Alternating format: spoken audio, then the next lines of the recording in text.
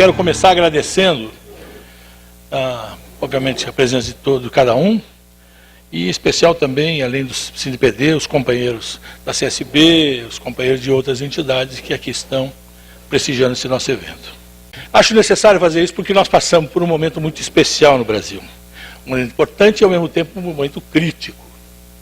Importante porque tivemos uma grande vitória eleitoral, reelegendo um projeto político que nós apoiamos, que visa aí, efetivamente, a melhorar a vida daqueles mais necessitados.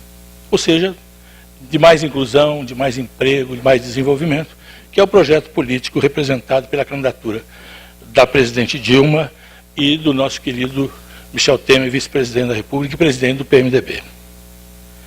E também crítico, porque a gente viu que, após o resultado das eleições, o Brasil foi tomado aí por umas manifestações reacionárias, xenófobas, homofóbicas, de todo tipo, e de uma coisa até muito estranha, até se falando em separatismo.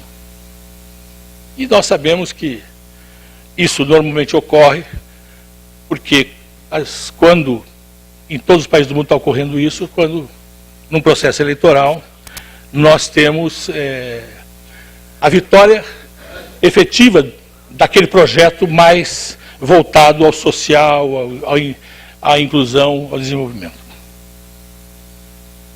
E também nos alerta para que a gente fique mais firme na defesa das coisas que acreditamos, né? E enfrentar essa reação. Porque não é possível você imaginar que as pessoas vão à televisão, como foram essa semana, o filho do Jair Bolsonaro e o outro que foi candidato aqui, esculhambar com a nação, esculhambar com a presidência, esculhambar com tudo e convocar a manifestação de impeachment da presidência, alegando fraude nas eleições. Eu sempre fiz parte de uma comissão que desconfiava da máquina eletrônica. Nós somos de TI. Nós sabemos que, infelizmente, hackear, um termo muito conhecido, tem os crackers e os hackers, que vivem aí fazendo com o que fazem nos bancos, nas contas pessoais. E por que ele não seria diferente com a máquina? A máquina trabalha totalmente offline, fora de qualquer circuito de internet, até o momento em que, se você tira o resultado da máquina e transmita-o para o centro, como é aqui em São Paulo, o TRE, né, são a Justiça Eleitoral Regional. E depois eles remetem para o Nacional. Há uns anos atrás, acho que 2 anos atrás, eu representando o meu partido, o PMDB, eu fiz parte da comissão que fez acompanhamento das urnas eletrônicas. Então, como é que é feito isso? Vão os representantes do partido, lá na Câmara, no tribunal, eles sorteiam uma cidade, dentro da cidade sorteia a zona eleitoral, dentro da zona eleitoral eles sorteiam a seção. E eu fiquei com Santo André. Então, no sábado, depois que estavam instalados, preparadíssimo para a eleição, nós vamos até a sessão eleitoral, pegamos aquela urna. Eu lembro que quando eu fui fazer isso, o pessoal do cartório eleitoral queria matar-nos, porque eles teriam todo um trabalho de formatar uma nova máquina, todas aquelas coisas. E essa máquina vinha e ficava guardada dentro do tribunal. E aí chamam-se os escolares próximos e fazem uma eleição simulada que eles votem. E aí faz aquela apuração manual e transcreve a apuração, os votos todos de cada uma das cédulas para a máquina. E aí faz o batimento das duas.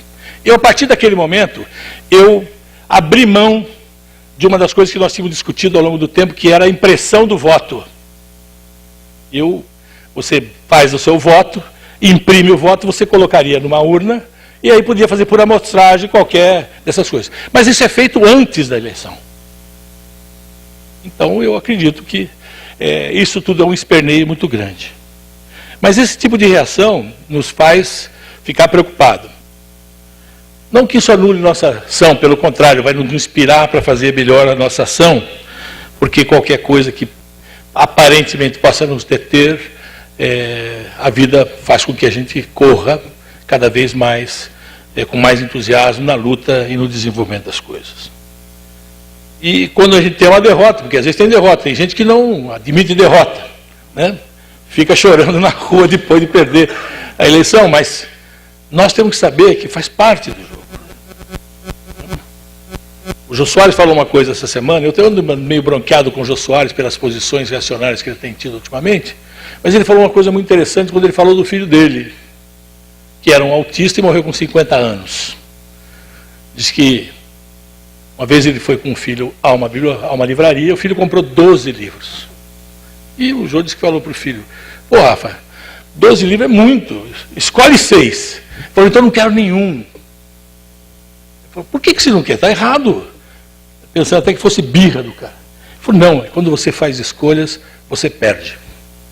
Você leva este ou leva aquele. Então, a vida é feita de escolhas, de determinação. E essa é a ideia que nós temos que ter em mente sempre, para que a gente encontre exemplo naquilo que a gente acredita como norte da nossa luta, para que a gente possa continuar.